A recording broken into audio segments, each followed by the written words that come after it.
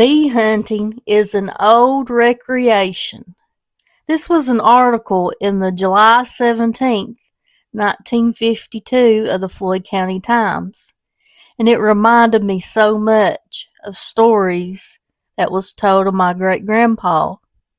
He loved bees. Wheeler Lewis, a miner of Myrrh Creek, and a few of the 26 colonies of bees he and J. Thompson, a companion, have found this year. There was almost an inaudible buzz, and a honeybee dropped down from the sky through a sunlit aperture fringed with leafy trees. The sound of its wings fanned scarcely a ripple in the deep silence of the primeval wood, but the waiting man stirred to life and peered at the winged visitor as it settled at the water's edge.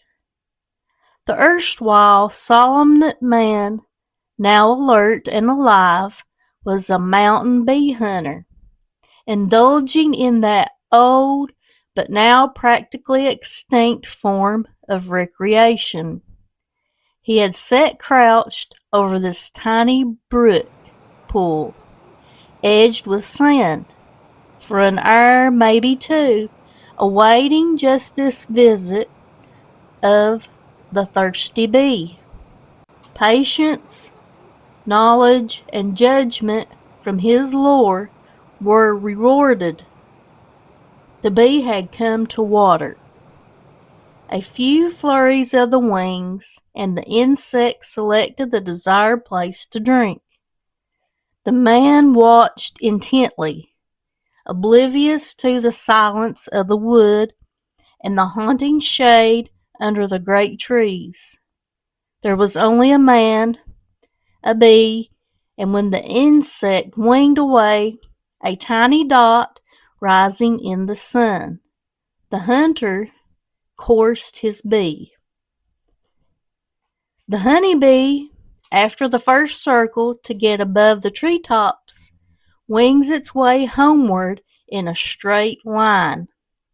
This line is called a course, and the mental marking of it by a hunter is called coursing the bee.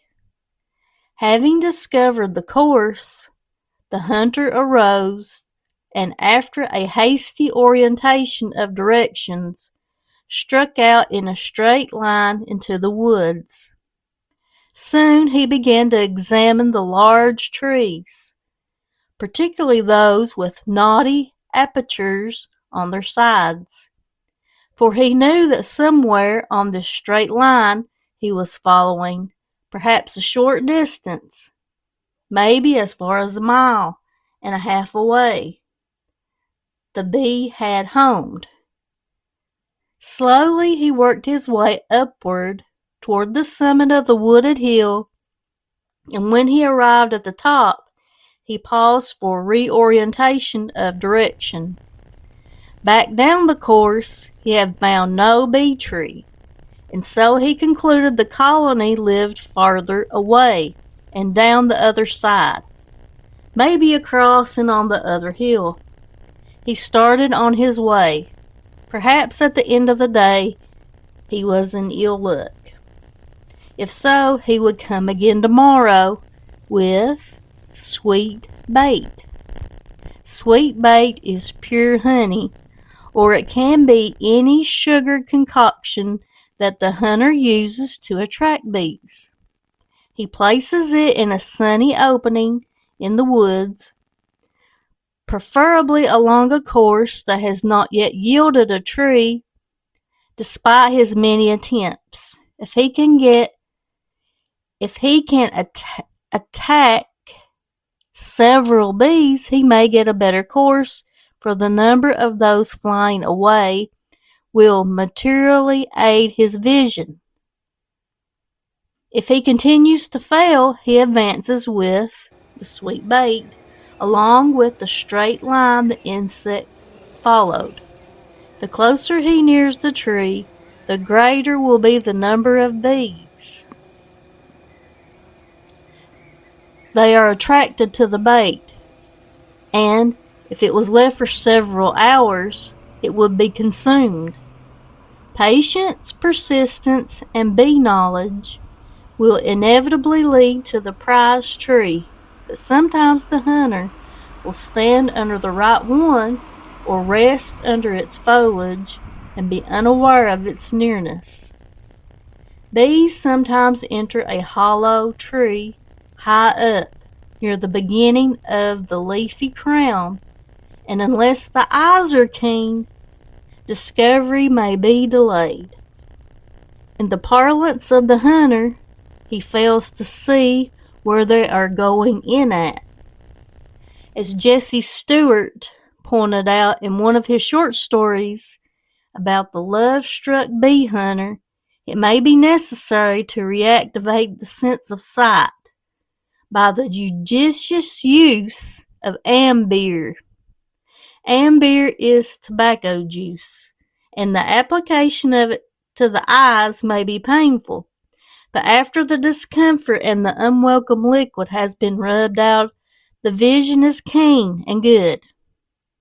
I've never heard of putting backer spit in your eye. That don't sound too good. Sounds gross. It is always best to use enough to get a big smart. In other words, a big chew. For only a big smart will clear the eyes.